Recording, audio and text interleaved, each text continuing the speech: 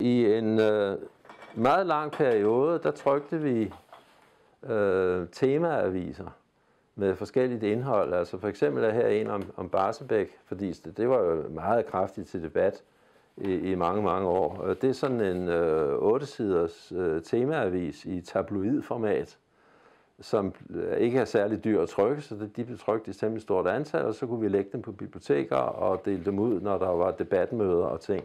Og der var der forskellige emner. Her er for eksempel en om kulafbrænding, og hvad det vil give af miljøeffekter.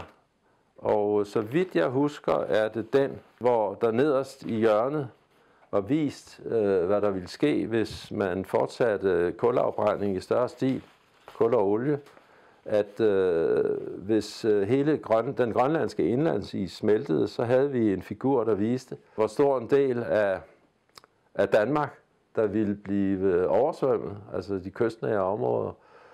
Og det var selvfølgelig en vild overdrivelse, fordi det ligger jo måske 1000 år ude i fremtiden, at der kunne smelte så meget is af, for så skulle Antarktis også smelte osv. Og den slags temaaviser har vi lavet om forskellige emner.